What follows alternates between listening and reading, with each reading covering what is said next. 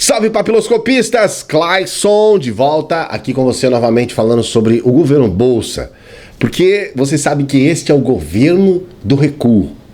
Algumas pessoas acham isso ótimo, ou pelo menos o cara ele reconhece o erro e ele recua.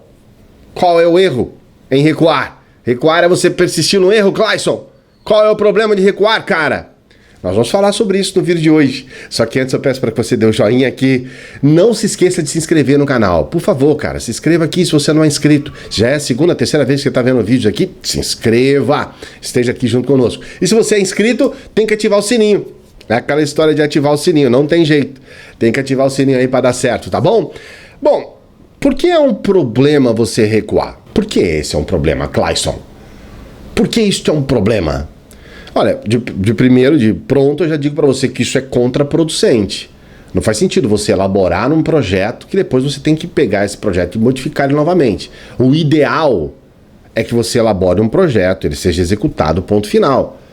Mas o que a gente vê no governo Bolsonaro, primeiro é a incapacidade em elaborar projetos de forma que esses projetos realmente não criem tanta polêmica. Nós vamos falar hoje de dois projetos que o governo recuou. Ontem, em apenas um dia. O primeiro é sobre o famigerado corte da educação. O governo, então, ele, por intermédio de uma revisão orçamentária, essa revisão é obrigatória no governo a cada 2 meses, então ele resolveu destinar 1,587 bilhão reais novamente para o Ministério da Educação. Então ele, de alguma forma, ele recuou do corte à educação. É claro que ainda falta mais, só que pelo menos é uma redução de 27,1% no tamanho do corte anunciado em março, quase 30%. Então já tá bom.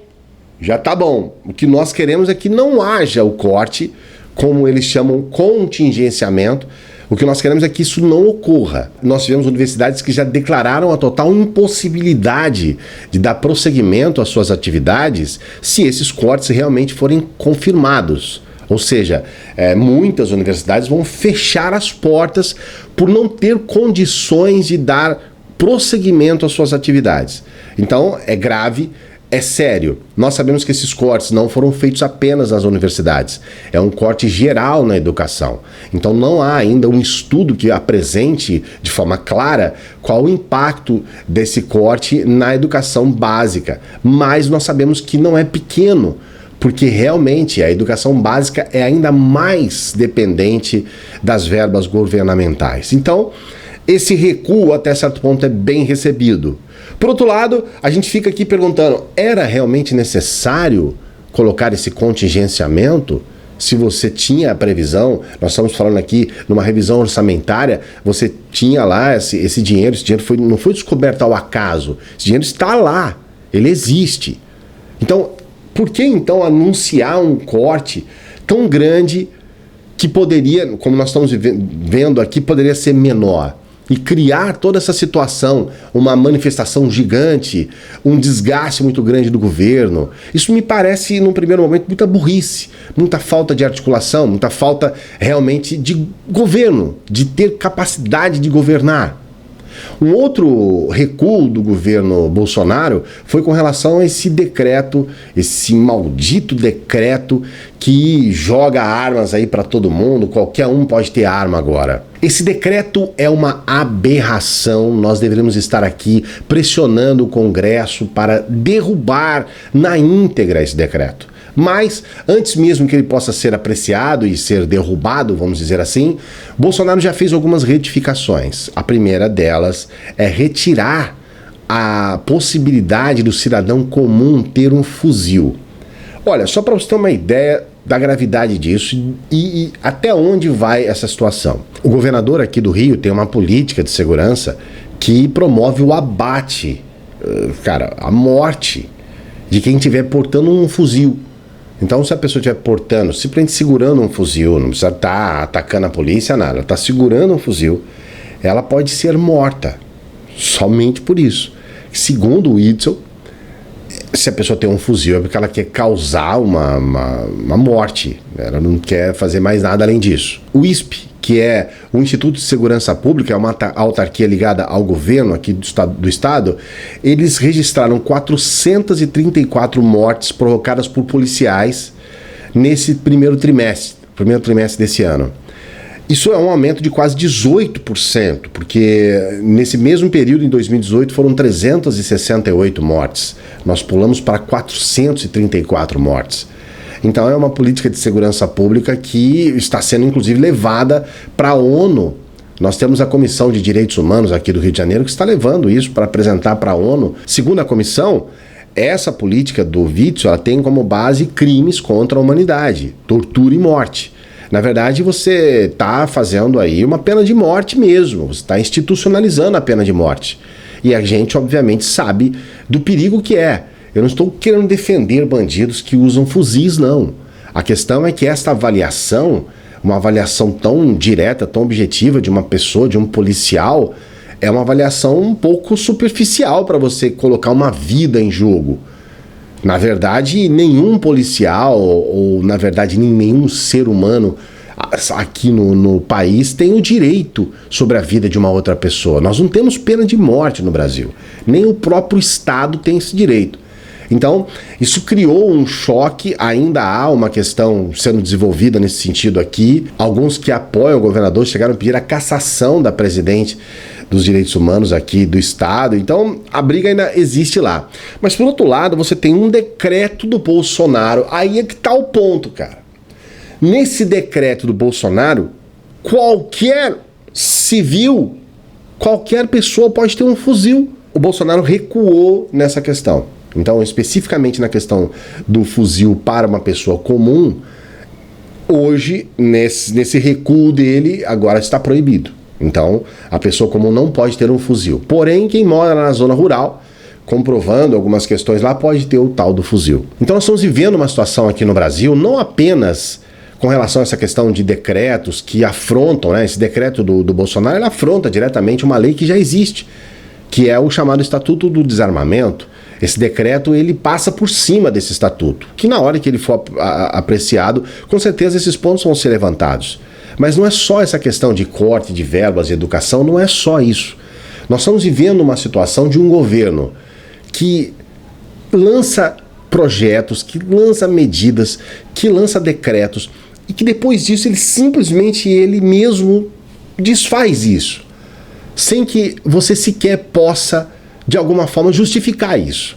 Porque, veja bem, quando houve essa questão do fuzil aqui no Rio de Janeiro, o discurso, inclusive do próprio governador, de todos os apoiadores do governador aqui, era no sentido de realmente demonizar. Uma pessoa que está com um fuzil, essa pessoa quer matar alguém.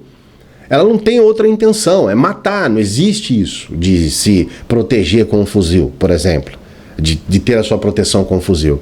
Só que aí vira a esquina, o presidente do Brasil coloca um decreto que fala que não, cara, qualquer um pode ter o fuzil. Quer dizer, se um fala que é criminoso e mata, e quer matar uma pessoa que tem um fuzil, e o outro quer liberar o fuzil para a população. Esses caras, sabe, esses caras não estão conversando. O que está acontecendo? O que está acontecendo no nosso país? Sabe, a cada dia que passa, a gente percebe que muito por conta da inexperiência de alguns políticos eleitos, a gente percebe que fala-se em velha política, mas 50% dos deputados federais são novos. No Senado é maior ainda, quase 80% dos senadores são novos. Estão em primeiro mandato. E aí, cara, o que é de velha política nisso? Se metade desses caras são novos.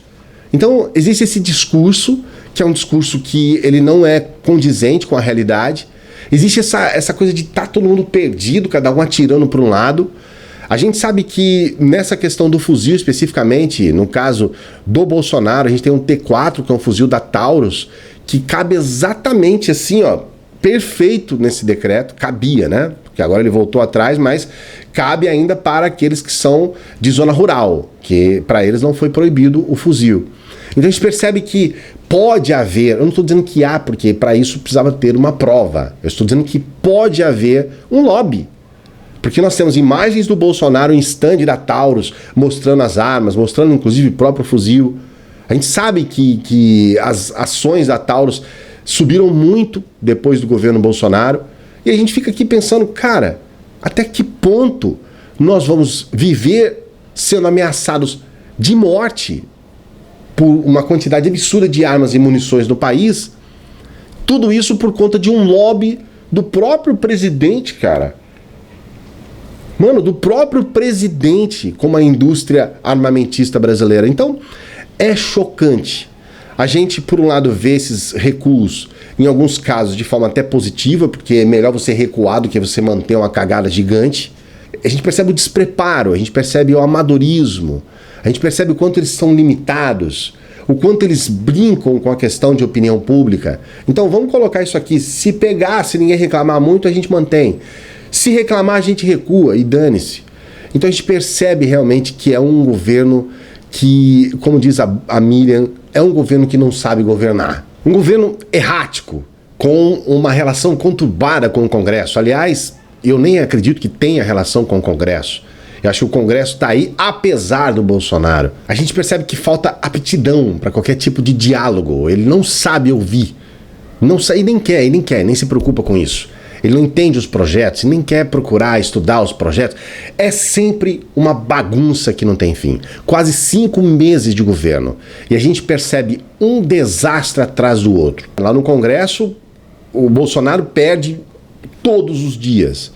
A gente percebe essa incapacidade que ele tem de lidar com o Congresso e até generalizando, usando aquelas frases feitas, usando palavras que são repetidas à exaustão. A gente percebe que ele gosta muito de lugares comuns, então ele fica repetindo essas frases que, na verdade, não tem um significado objetivo, mas que para ele é realmente... A gente até tem uns exemplos aqui que a Miriam passou. Tirar o governo do cangote do empresário. Empresário no Brasil é herói. Essas repetições que não levam a nada e que, de alguma forma, também não dizem muito, não trazem resultado. E a gente está vendo diariamente um governo fraco, um governo que não sabe negociar, um governo que coloca para a população uma visão distorcida do que é uma articulação política, que para eles, qualquer pessoa que vai negociar politicamente é uma negociação financeira, é um pedido de suborno, alguma coisa assim.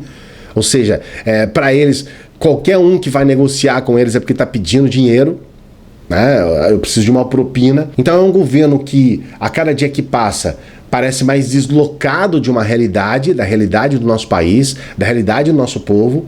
Parece realmente desconsiderar o que está acontecendo, especialmente naquela ala específica de centro, de pessoas que votaram no Bolsonaro pelo antipetismo, de pessoas que votaram no Bolsonaro porque queriam quebrar, digamos assim, as amarras do sistema. A gente tem que levar em consideração que o Bolsonaro é tido por muitas pessoas como um candidato antissistema, o que é uma coisa que não tem, assim, parâmetro, não tem como. Não existe candidato mais sistema do que o Bolsonaro. Um cara que está lá há mais de 30 anos, colocou 3 filhos lá dentro.